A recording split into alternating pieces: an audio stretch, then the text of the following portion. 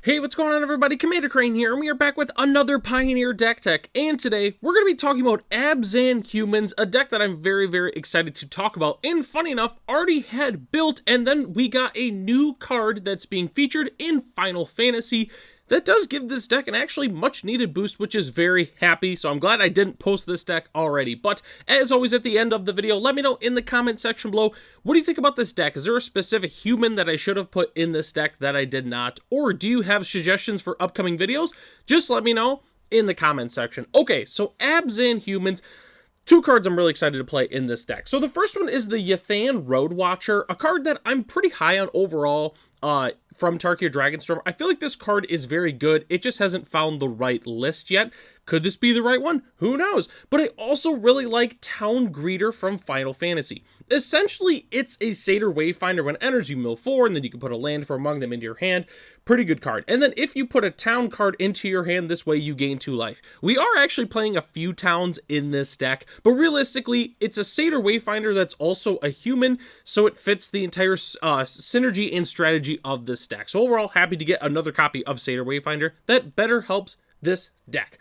Okay, so those are the main self-mill cards that we're playing, but we have a whole bunch of humans that we need to talk about, specifically 38 humans. I mean, it says creatures, but we're playing all humans, obviously, so let's go and hop into it. So we're playing 4 copies of Bloodsoaked Champion, 2 copies of Revel Belt Maverick, and 4 copies of Archfiend's Vessel in this deck. That's right, all of our 1-drops are not white. They're all green and black. So Bloodsoaked Champion is really just a good human. We're playing a whole bunch of self-mill, so we're going to be able to bring this back with its raid ability quite easily. So that's why we're playing the 4 copies of Bloodsoaked Champion. 2 Rebel Belt Maverick. I really like this just because of the Surveil. It can allow for some really quick, crazy things, and that's why I like it. We also do get a little bit of additional bonus if we mill it over. We can put a +1/+1 counter on a creature, which is pretty solid. And then we're playing 4 copies of Archfiend's Vessel. That's right, this card is also just happening to be a human, and obviously we're playing the Yathan Road Watcher, and we're also playing another reanimation creature, but we're going to be able to make a 5/5 black demon when this enters from the graveyard, which is pretty cool. So definitely huge fan of the Archfiend's Vessel in general. Cool thing with it is, spoiler alert, if we play like Thali's Lieutenant and this does enter from the graveyard, we still do get like a +1/+1 counter with that, just because it does enter and then the ability goes off and then we exile it to make a 5/5 black demon creature token with flying, which is really good in this deck. Okay, so our 2-drops. We're playing obviously the 4 copies of Town Greeter, and we're also playing 2 copies of Rafine's Informant. I like the Connive. If we get like cards that we would rather reanimate, we can go ahead and put them in the graveyard. Helps fill it up a little bit, just makes sense, and it's also a human. And then we're also playing 4 copies of Extraction Specialist. This is one of the best cards in the entire deck. We can return a creature card with mana value 2 or less from your graveyard to the battlefield. Obviously, it can attack or block for as long as we control this, but that's totally fine because a lot of our 2-drops have really nice ETBs or really nice static abilities. So even if they're not attacking, it's still doing something. And obviously, the nutters with this as we bring back the Archfiend's Vessel and make a 5/5 demon, which just feels absolutely fantastic. So definitely a huge fan of the 4 copies of Extraction Specialist. We're also playing 4 copies of Coppercoat Vanguard, 4 copies of Thali's Lieutenant, and 2 copies of Thalia Garden of Thraben. After all, we're a human deck, so we're going to play a whole bunch of the good humans that are found in like the mono-white human aggro deck. Obviously, all fantastic cards to bring back with the Extraction Specialist. Thali's Lieutenant is nice because although it can attack or block, we still put counters on our other humans like the Extraction Specialist.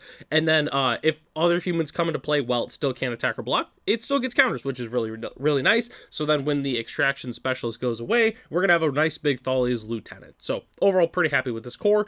And then rounding out our deck, we're playing 2 copies of Adeline Resplendent Cathar, 2 copies of Brutal Cathar, and 4 Yathan Road Watcher. Adeline and Brutal Cathar, human staples. Really nothing more to say other than that there, because obviously we're a human deck. We're going to play some of the best humans in the entire format in this deck. And again, the Yathan Road Watcher, really big fan of this card. We do have to cast it, so it's not like we can play a bunch of blink spells or anything like that, which I guess is a slight downside for us, but in general, just a huge fan of this card. Okay, so that's the entire main board except for the lands, which our land base is relatively straightforward. We're playing 23 lands, and we're playing a whole bunch of the gold lands. And specifically, we're playing 4 copies of Starting Town. I think this land is good, to be honest with you. As of recording this video, we're still in the middle of spoiler season for Final Fantasy. I think this card's good. I think it's nice because it enters untapped. We have a whole bunch, you know, obviously we're playing green, black, and white spells that we're trying to play on curve. I think it feels pretty good playing the starting town in this deck, and obviously it works really well with the town greeter. We're also playing 4 copies of Cavern Souls and 2 copies of Secluded Courtyard. More rainbow lands for our human deck. Overall, just makes sense to go ahead and play these rainbow lands. We're also playing 4 copies of Concealed Courtyard and 4 copies of Razor Verge Thicket. We want them to make base white because most of our deck is white, but then obviously we do have some black spells and some green spells. So I really do like playing the fast lands in a deck like this. And then we're also playing 2 copies of Mutavault because guess what? It turns into a human. That's why we're playing the Mutavault. There's no other reason other than that. And then rounding out our lands, we're playing 1 Aganjo and 1 Basic Plains. So, I am not a Final Fantasy expert. I've played Final Fantasy a few times, like some of the older ones. I don't know what this is on this Plains. Like, I could have looked it up beforehand, but I'm like, you know what? No, I don't know what this is. I'm sure my subscribers will probably know. So let me know, if you're a Final Fantasy fan, what is that in the Plains? Like, it's like some weird, like, crystallized tree or something like that. I don't know. Let me know what it is, but this is my favorite Plains that is in the set so far. So yeah, that's why I feature this specific Plains. Yeah, not a huge Final Fantasy fan for the most part, but yeah, this Plains looked pretty good, so that's why I featured it.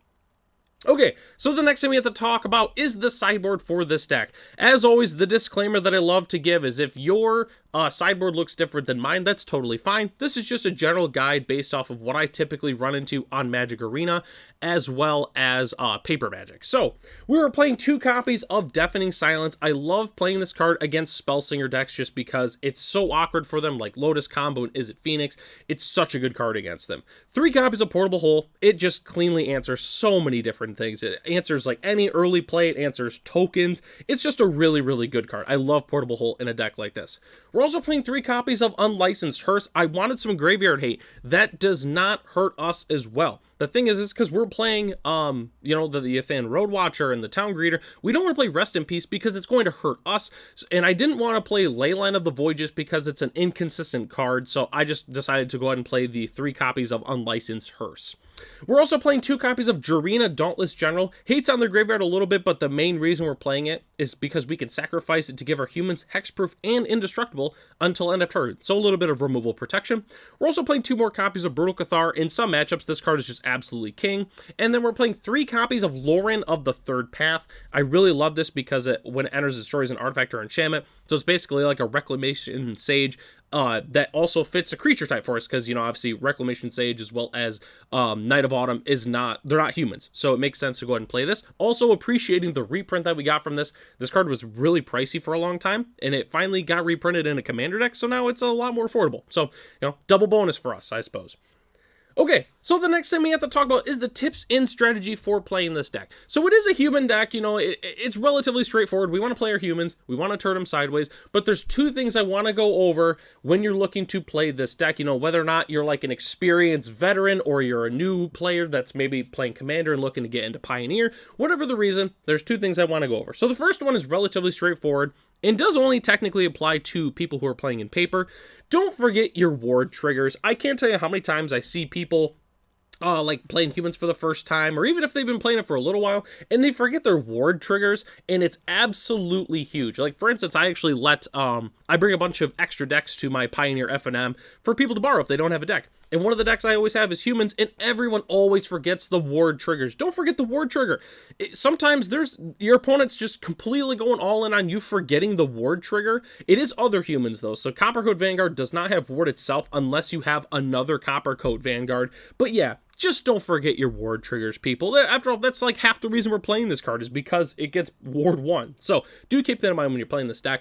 The other thing I want to mention is counter the counter. I feel like this is something that a lot of people don't necessarily think about, but almost in every matchup, especially if we're playing against like white decks, we should be bringing in Portable Hole and Lauren of the Third Path. You want to know why? Because people are going to be bringing in their graveyard hate against us. They're going to be bringing in cards like Grafdigger's Cage, and they're going to be bringing in their Weathered Runestones. They're going to be bringing in their Rest in Pieces and their Leyline of the Voids. Make sure we're bringing in cards that can hate on those specific cards, because it's going to feel really bad if your opponent gets a Rest in Peace in play on turn 2, and we had like a really good Archfiend's Vessel hand, or, you know, like we just had like a good Extraction Specialist bring back a Lieutenant. Guess what? We're not doing any of that when we're playing against Rest in Peace and things like that. So keep that in mind. if our game one is like a super graveyard heavy, hand, and like we really relied on it to win the game, our opponent's going to be doing everything they can to hate on our graveyard. So just make sure that, we're playing smart, we're sideboarding smart, and we're bringing in things that can answer our opponent's answers. So just keep that in mind when you're playing this deck. And then the last thing we have to go over today is the budget options for this deck, which it's pretty straightforward, to be honest with you. We can play the budget rainbow lands, like we can play more secluded courtyards, we can play unclaimed territory. Obviously, like, we're still in the middle of spoiler season, so I don't know how much starting town is really going to end up being, but if it's really, really pricey, we can just swap it out for a different rainbow land. We can also play some more budget utility lands. Don't feel like we have to play Mutavault. Like, just go ahead and throw in a few, like, for instance, like, what's the desert all of a sudden? Sheffet Dunes. You could throw those in there. We go, relatively wide, so it'd be a pretty good card for us to play in our deck. The current list, as it's constructed right now, is $285 US, which sounds like, wow, that's a lot.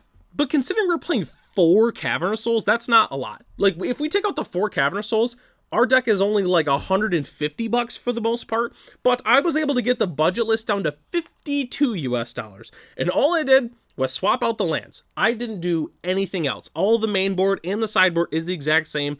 I basically just put in a few more secluded courtyards. I put in unclaimed territory. I put in like 2 Caves of Koilos, and that's pretty much it. And then I played, obviously, still playing the fast lanes because they're pretty cheap, because they're in standard right now. But yeah, that's really it for the most part. This deck is really cheap other than a few of the big staples, which that's kind of, the general saying with Pioneer in general. But yeah, this deck was really, really fun to make. I'm glad that I waited to post this until, Final Fantasy spoilers had started with Town Greeter. This deck seems really cool. If you like humans, I think this is a great way to maybe change it up a little bit. Like, obviously you like humans, but you don't just want to like do the same 2-3 things over again. If you want to mix things up a little bit, I think this is a sweet option for you. If you like self-milled decks, but you don't want to play like, something like Grease Fang, where it's just like, oh, bring back my Parhelion. If you want to do something different that's a little bit more value to your graveyard, but still have a good game plan, I think that this would be a perfect deck for you. And definitely let me know in the comment section below if you have a deck similar to this, or if you do end up building this deck. And again, just let me know what you think about this deck in the comment section. And that takes us to the end of the video here. Thanks so much for watching. The deck lists are in the description below if you'd like to check them out for yourself. Huge shout out to our channel members, Ralph, Matt, Arcadius, Ray, Gary, Sirwan Loki, Michael D, our Primo channel member, The Common Cold, Jeremy P, and BG Stilts. If you're interested in being a channel member, it starts at $1 US a month, and you gain access to the exclusive Commander Crane Discord, as well as other features here on the channel. So, I'm Commander Crane. Thanks for watching this video, and I hope to catch you in the next one.